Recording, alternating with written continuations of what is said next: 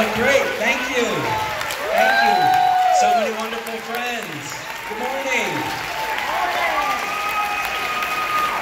Anybody as excited about the Women's World Cup as I am? The only Major League pro sports team in Virginia is the DC Spirit because they play a lot of games in Loudon. I saw Phyllis Randall over here. 7 DC Spirit players are playing in the World Cup, 4 for the United States, 3 for their home nations. And it's an exciting time, and what a great time to be together with you. I'm here because I've come most years, but this year I'm here for another reason. When I was asked to come, and I was thinking about, well, I live in Richmond, and it's a Saturday, and I like to go home and do laundry on occasion. They said, yeah, but we already asked your wife, and she's coming. I was like, oh, okay, well, you got me, I'm coming. So some of you are going to be in a breakout session later with Ann talking about school board races. Give it up for our school board members.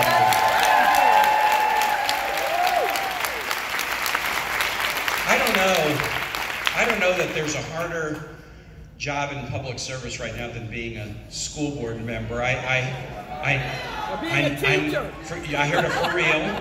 I talked to somebody from Spotsylvania really going through some challenges, but battling strong. There was a school board member in Loudon who announced that she was not going to run again, and I called her and had a chat with her about it, and this was the quote: "My salary won't cover a funeral." When I get threats and my kids get threats, I really have to assess this. There's a tiny group of loud people that claim that they're a majority, but they're just a tiny and loud minority. Yes.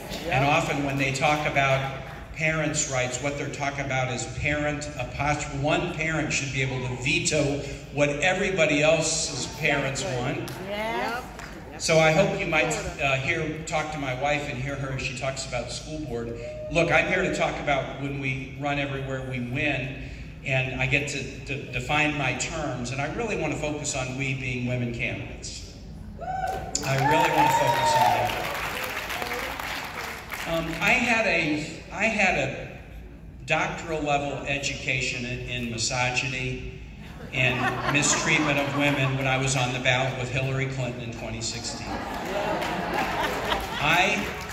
I'm not dumb. I mean, I was a civil rights lawyer for 17 years before I got into politics, and I did sexual discrimination cases in the employment sphere, and I knew, of course, there's different standards and women are treated differently, but not until I was on the ticket with Hillary and I saw the lock her up chance, and I saw the gross double standard applied to her where minor foibles became major, and at the same time as Donald Trump's, mortal and venial sins were being conveniently, forgotten by everybody. I mean, I even saw a FBI director who followed 2 rules. You don't talk about a controversial matter before election. You don't talk about an ongoing investigation. He knew those rules. He followed them with respect to the investigation into Donald Trump, and he violated both of them with respect to Hillary Clinton. So from misogyny to subtle double standards, I saw it again and again and again.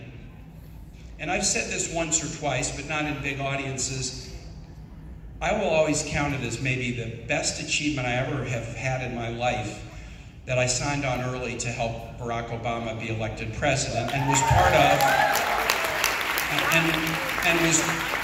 of breaking a discriminatory, limit about who could be president of the United States in 2008. But I'll always count it the biggest failure of my life that I had an opportunity to do the same and help the first woman president be elected, and I fell short.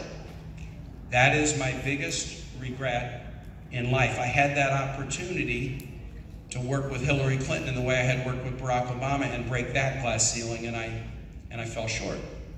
And it took me a long time after 2016 to kind of figure out, okay, well, what do I learn from that? What do I do as a result of it? And what I decided is, amongst all the other things I'm trying to do, I really want to try to help empower women candidates.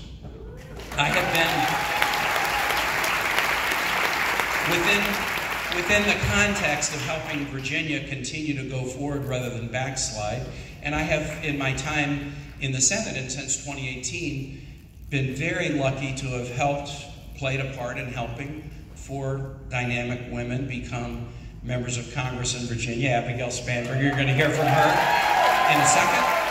But Jennifer Wexton, Jennifer McClellan, Elaine Luria, and Elaine would still be in the House if it were not for a bad redistricting map that was drawn that pushed her district the other way. But we got to do so much more. In this country, we are now at our historic peak. 26% of our Congress is women. That's like the best we've ever been. Folks, that's below the global average. If you look at national parliaments around the world, the U.S. is about 100th. Wow. I mean, the top nations are in the 40s and 50s and 60%. And they're on different continents. Some are Christian nations, some are Jewish nations, some are Muslim nations. There's no one-size-fits-all about it. It's just that we are bad at it. And we got to get better at it.